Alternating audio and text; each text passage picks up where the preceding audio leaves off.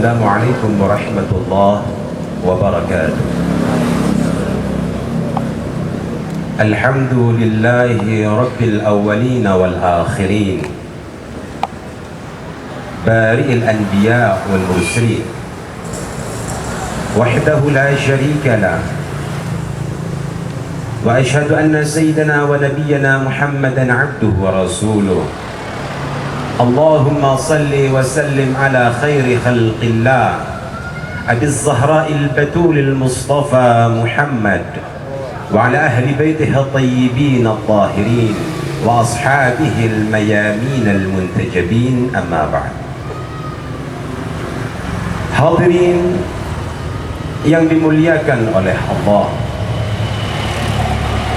ini hari bertepatan dengan tanggal 24 Dzulhijjah. Ada sebuah kejadian yang sangat luar biasa di zaman Rasulullah.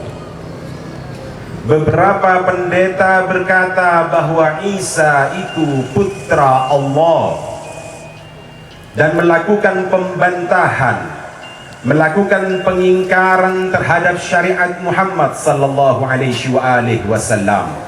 Maka kemudian Rasul sallallahu alaihi wasallam mendapatkan perintah dari Allah, wahai Muhammad, jika mereka melakukan pembantahan atasmu tentang Isa dan terhadap apa yang telah kami berikan kepadamu dari sebagian ilmu, maka katakan kepada mereka, marilah kita memanggil anak-anak kita, memanggil wanita-wanita kita, dan memanggil diri-diri kita, kemudian kita melakukan mubahalah, dan kita jadikan laknat Tuhan terhadap orang-orang yang berdusta. Maka kemudian terjadilah sebuah keinginan untuk bermubahalah, menjatuhkan kutukan Tuhan kepada orang-orang yang berdusta. Rasulullah ditantang, maka kemudian Rasulullah menerima tantangan itu, dan perjanjian ini terjadi esok pagi di sebuah daerah bernama Najran. Orang-orang Nasrani di waktu itu mengatakan bahwa Isa bukanlah manusia biasa, tetapi ia Tuhan atau anak Tuhan. Sementara Rasulullah mengatakan dia sebagaimana kalian, dia putra Maryam, dia adalah seorang nabi. Maka kemudian untuk membuktikan manakah yang benar tentang Isa ini, maka diadakanlah sebuah perjanjian untuk melaksanakan mubahalah. Esok harinya Rasulullah sallallahu alaihi wasallam membawa Al-Hasan wal Husain alaihi wassalam, membawa Sayyidah Fatimah, dan membawa Amirul Mukminin Ali bin Abi Thalib alaihi wassalam. 5 orang ini yang dibawa oleh Rasulullah untuk dipertaruhkan di dalam sebuah mubahalah. Kalau Rasulullah berdusta, maka laknat Allah akan jatuh kepada Muhammad dan keluarga Muhammad. Akan tetapi kalau mereka orang-orang Nasrani yang berdusta, maka akan jatuhlah kutukan Allah kepada mereka. Sementara orang-orang Nasrani berjejer di waktu itu tidak membawa anak-anak dan istri mereka, akan tetapi mereka membawa teman-teman dan tetangga-tetangga mereka. Menyaksikan Muhammad datang membawa keluarganya yang suci, maka kemudian salah satu dari para pendeta berkata, Muhammad tidak bermain-main dalam urusan ini. Mereka mulai ketakutan atas dusta yang mereka gembar-gemborkan, dan Muhammad ingin membuktikan hakikat kebenaran. Di waktu Rasulullah dan keluarganya berhadapan dengan para pendeta, Rasulullah berkata, sudahkah kalian siap untuk bermubahalah dengan Muhammad? Kemudian bumi menjadi bergetar, daun-daun pohon berguguran, suasana semakin panas, melihat gejala alam yang tidak sehat karena membawa beban kebenaran Muhammad. Kemudian para pendeta berkata, wahai Muhammad, kami undur diri dari apa yang kami sepakati. Engkau yang benar, Isa adalah putra Maryam dan bukan sesembahan kami. Untung, kata Rasulullah, untung kalian segera mencabut keinginan bermubahalah dengan Muhammad. Demi Allah, jika mubahalah dilakukan oleh Muhammad terhadap kalian, maka ini bumi tak akan pernah memiliki setetes air pun, dan ini bumi tak akan dilintasi oleh seekor burung, dan ini bumi tak akan ditumbuhi oleh sebuah pepohonan sampai hari kiamat, karena kutukan Allah atas doa Muhammad terhadap kalian dan negeri kalian ini. Beruntung kalian membatalkannya. Muhammad sallallahu alaihi wasallam, junjungan alam, menang, junjungan alam membawa kebenaran, dan hari itu disebut dengan Idul Mubahalah, hari raya kemenangan Rasulullah di waktu akan melaksanakan akad sumpah, menawarkan dan menggadaikan jiwanya untuk kebenaran syariat Allah. Ini harilah hari sebagaimana hari itu. Semoga hari raya Idul Mubahalah yang sekarang ini, yang bersamaan dengan pernikahan ini, akan menjadikan kita semua dikokohkan oleh Allah, dikuatkan iman dan akal kita, sehingga kita senantiasa menjadikan Allah sesembahan tunggal tanpa sekutu, dan menjadikan Rasulullah sebagai kiblat akal dan hati, serta menjadikan Al-Quran sebagai prinsip kehidupan. Dan semoga Allah memberkahi semua yang hadir serta keluarga-keluarga kita. Rasul sallallahu alaihi wasallam pernah menyebutkan di dalam sebuah sabdanya, "Idza du'itum ila al-urusat fabta'u fa innaha tudzakkir dunya. Wa idza du'itum ila al-janaiz fasri'u fa innaha tudzakkirul akhirah." Apabila kalian diundang dalam urusan pernikahan-pernikahan, maka lambatkan oleh kalian, karena yang demikian mengingatkan kalian kepada urusan dunia. Dan apabila kalian diundang dalam urusan kematian-kematian, maka bersegeralah kalian, bergegaslah, karena sesungguhnya yang demikian itu mengingatkan kalian pada akhirat. Pernikahan ini gambaran dari bagian dunia, tanpa harus tergesa-gesa dalam pelaksanaannya. Justru di dalam memperlambat acara ini, keberkahan Allah turunkan berdasarkan sabda baginda Nabi sallallahu alaihi wasallam. Ar-Rasul sallallahu alaihi wasallam suatu waktu ditanyakan oleh Ummu Salamah radhiyallahu taala anha, "Wahai Rasulullah, apakah keutamaan para wanita-wanita di saat ia bersama dengan suami-suami mereka?" Rasul sallallahu alaihi wasallam menjawab, apabila seorang istri bersama suaminya di dalam sebuah bahtera rumah tangga, dia memindah-mindahkan barang dari satu tempat ke tempat yang lain guna mencari kebaikan, maka Allah akan memandang kepada wanita itu. Dan bila Allah memandang kepada setiap hambanya, Allah tak pernah menyiksanya. Ada sebuah pernyataan yang sangat indah, yakni seorang istri yang ada di rumah suaminya kemudian memindah-mindah satu barang dari satu tempat ke tempat yang lain guna mencari kebaikan. Semisal istri memindahkan tempat bunga, semisal istri menata kembali ruangan, kursi dan meja, atau pula melakukan aktivitas pemindahan satu tempat ke tempat yang lain dari barang-barang milik suaminya guna mencari kebaikan, maka Allah menyaksikan kepada dia. Dan bila Allah memandang kepada wanita itu, Allah tak akan pernah menyiksa ia. Ini alasannya. Bakti sekecil apapun yang dilakukan oleh seorang istri kepada suaminya di dalam bahtera rumah tangga setelah ia menikah, maka itu menunjukkan sebuah kasih sayang dan pandangan rahmat dari Allah. Bakti wanita benar-benar dihitung dengan penghitungan yang sangat seksama oleh Allah. Kemudian Rasul sallallahu alaihi wasallam juga menyebutkan di dalam sabdanya, "Idza saqar rajul imra'atah ujir." Apabila seorang laki-laki memberikan minum kepada istrinya, Allah berikan kepada suami itu pahala atau balasan. Namun di saat Rasulullah sallallahu alaihi wasallam menjelaskan tentang bagaimana wanita di dalam baktinya kepada sang suami, Rasulullah juga menyebutkan segelas air yang diberikan oleh istri kepada suaminya adalah lebih utama daripada peribadatan 1 tahun yang siangnya adalah puasa dan malamnya dilaksanakan sholat-sholat sunnah.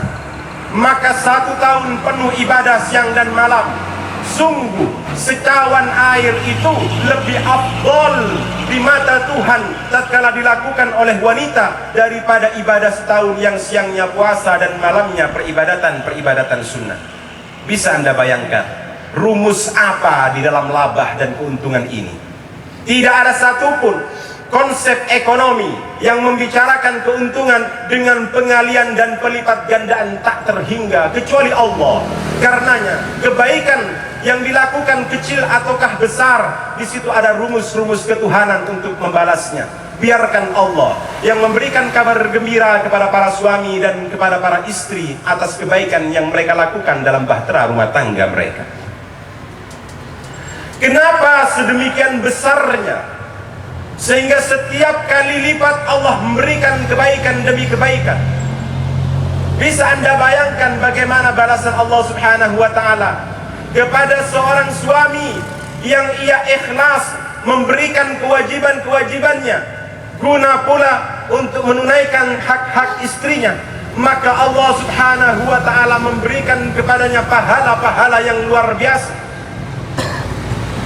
Demikian pula andaikan bahtera rumah tangga ini mengalami kendala-kendala, mengingat keduanya adalah masih berupaya untuk membangun rumah tangganya.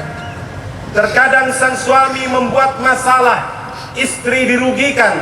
Terkadang pula istri membuat masalah dan suami dirugikan. Apa sabda Rasulullah? Barang siapa dari suami yang ia sabar atas keburukan perangai istrinya, dia benar-benar sabar untuk itu, maka Allah berikan kepadanya pahala siang dan malam sebagaimana Allah berikan kepada Ayyub alaihissalam. Barang siapa yang istri bersabar atas keburukan suaminya dan ia benar-benar bersabar, maka Allah akan berikan kepada sang istri itu pahala sebagaimana yang Allah berikan kepada Asia bintu Muzahid. Ada ganjaran. Setiap kebaikan, setiap kendala yang diselesaikan semuanya berbalas labah dan keuntungan. Namun hati-hati, sungguh hati-hati, karena sesungguhnya rumah tangga ini memiliki sensitivitas yang sangat tinggi, memiliki kepekaan yang luar biasa. Mengingat rumah tangga kita ini memiliki syaraf-syaraf yang bersambung kepada langit, memiliki syaraf-syaraf yang bersambung kepada hati-hati orang yang beriman, memiliki syaraf-syaraf yang bersambung ke alam malaikat. Bila baik rumah tangga, maka seluruh sambungan syaraf itu menyebarkan kebaikan. Demikian pula bila rumah tangga ini buruk, maka melalui syaraf-syaraf rumah tangga menyebarlah keburukan. Bahkan dikatakan keburukan yang fatal bisa menggoncang arsy, dan keburukan itu disebut dengan perceraian atau talak. Apa arti membangun bila suatu waktu harus hancur? Apa artinya ingin meraih sebuah tujuan kalau kita sendiri yang mengkandaskan? Namun sungguh sangat disayangkan bila makna pernikahan hanya diartikan secara biasa-biasa. Ini rahasia kenabian, ini tuntutan Al-Quran, ini dibicarakan oleh lisan-lisan para wali, dan ini ditegaskan oleh ulama-ulama Islam. Pernikahan ini dengan bangga diakui oleh Rasul. Ini adalah jalanku, ini adalah sunnahku. An-nikahu sunnati, faman raghiba an sunnati falaysa minni. Jangan ingkari dan janganlah membuat sebuah pandangan yang kecil terhadap pernikahan, karena di dalamnya ada muatan kenabian, nilai-nilai kesucian. Di dalam sebuah pernikahan ini, kaum muslimin hadir untuk memberikan sebuah persaksian. Seorang ayah ikhlas karena Allah dan kemudian memberikan putrinya sebagai amanat kepada setiap calon suaminya. Dinyatakan dengan mahar yang sangat bersahaja, sederhana. Karena Rasulullah menyebutkan sebaik-baiknya pernikahan adalah yang dilaksanakan dengan mudah, dan seberkah-berkahnya mas kawin adalah yang sedikit, bukan dalam tuntutan yang banyak. Diserahkan putrinya yang dibesarkan dengan keringatnya, diberikan kepadanya pendidikan, diberikan kepadanya gambaran masa depan. Kemudian wanita ini diberikan pula kepada seorang laki-laki atas nama Allah dan Rasulnya. Ini amanah. Jika amanat seperti ini diabaikan, tuntutan kaum muslimin akan terjadi. Jangankan di akhirat, di dunia ini setiap perceraian masih diinggapi dengan anggapan yang negatif. Oleh karena itu, jangan rusak hati kaum muslimin dengan sikap-sikap tegas tanpa syariat.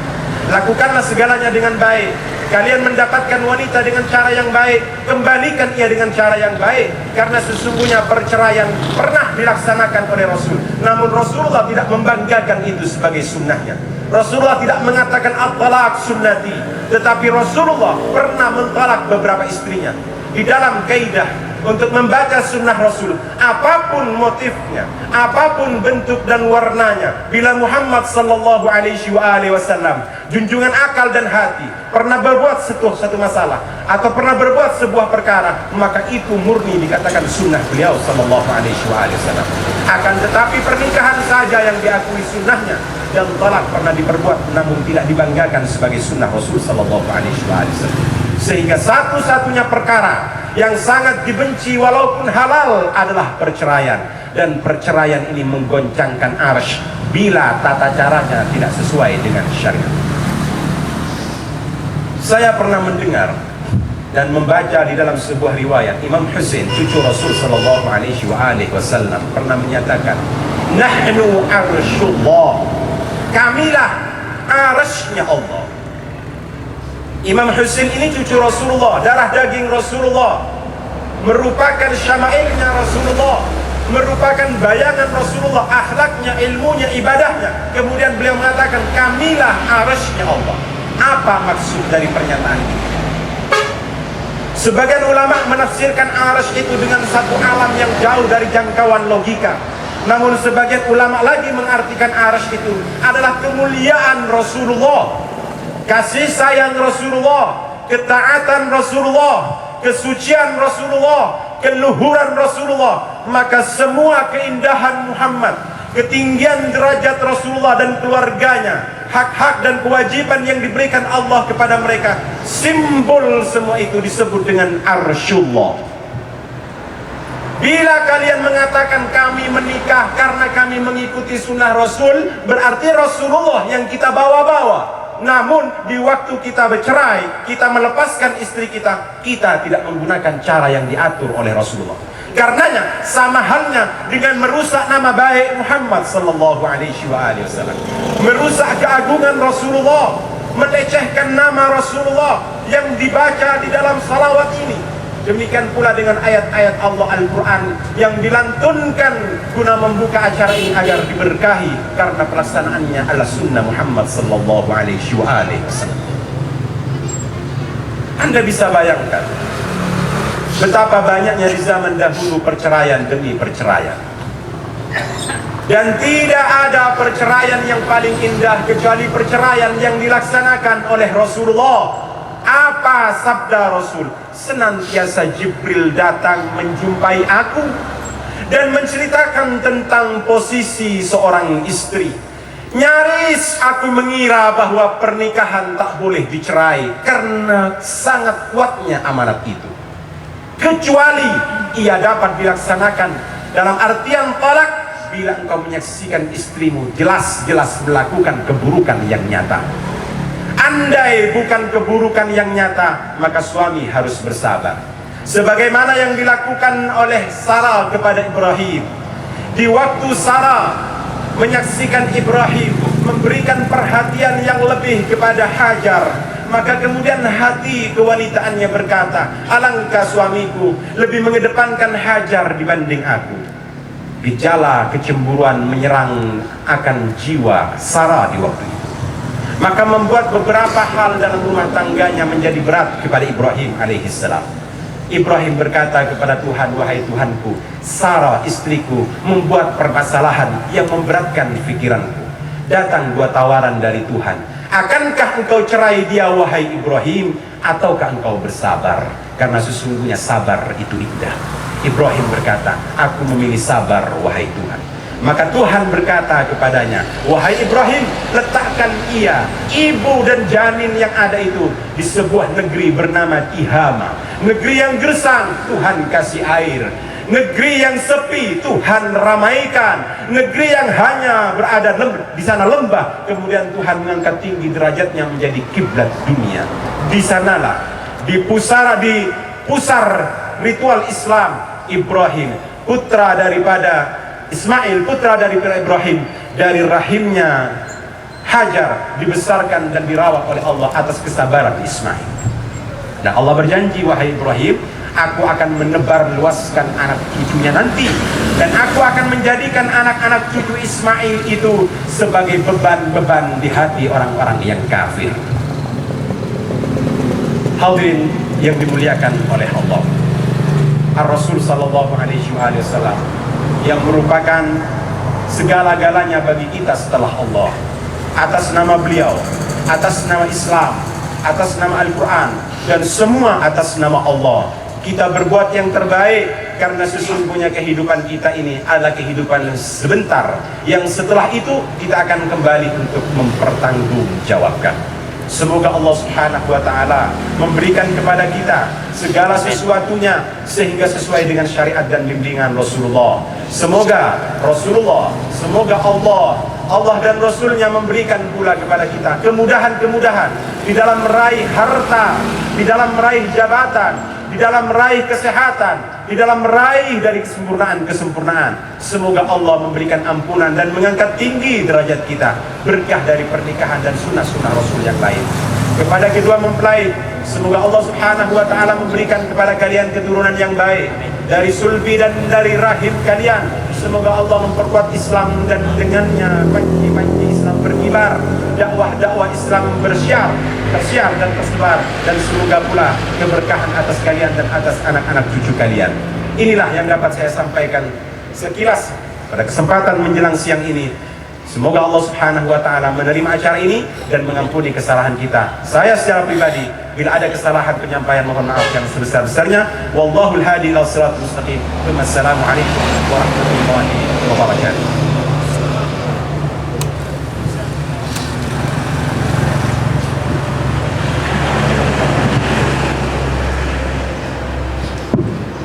Bismillahirrahmanirrahim. Allahumma salli wa sallim ala sayyidina Muhammadin wa ala ali sayyidina Muhammad.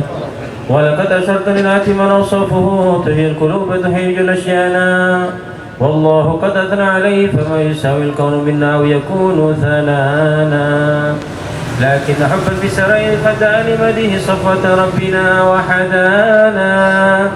وإذ امتزجنا بالمودة ها هنا نرفع وإذ فقرنا ورجانا للواحد الأحد العلي إلهنا متوسلين بمن إليه دعانا مختاره وحبيبه وصفيه زين الوجود به لله حبانا يا ربنا يا ربنا يا ربنا بالمصطفى اقبلنا أجب دعوانا أنت لنا يا ذخرنا في هذه الدنيا وفي أخرانا أصلح لنا الأهوال واغفر ذنبنا ولا تؤاخذ ربي إن أخطأنا واسلك بنا في نهج طه المصطفى ثبت على قدم الحبيب خطانا أرنا بفضل منك طلعة أحمد في بهجة عين الرضا ترعانا واربط به في كل حال حبلنا وحبال من ودى ومن والانا والمرسلين ومن أجاب نداءنا وذوي الحقوق وطالبا أوصانا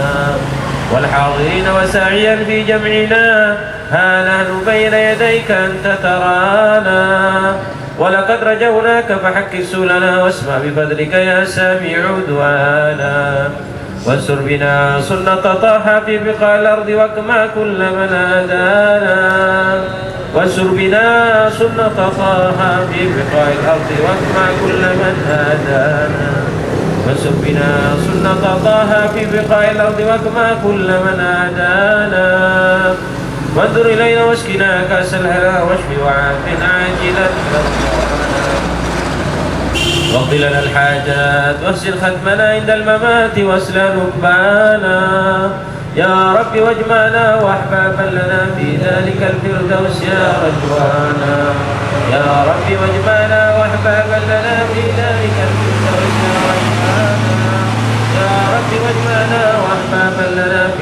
جنتك الفردوس يا رجوانا بالمصطفى صل عليه وآله ما حركت ريح الصبا أغصانا سبحان ربك رب العزة عما يصفون وسلام على المرسلين والحمد لله رب العالمين. بركة الفاتحة.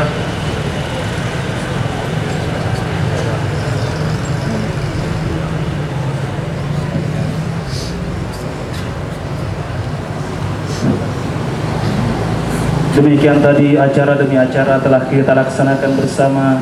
Mudah-mudahan bermanfaat bagi kita semua. Sebagai pembawa acara dan atas nama Sahibul Hajah, atas segala kekurangan dan kesalahan kami mohon maaf yang sebesar-besarnya. Billahi taufiq wal hidayah wal ridha wal hinayah. Wassalamualaikum warahmatullahi wabarakatuh.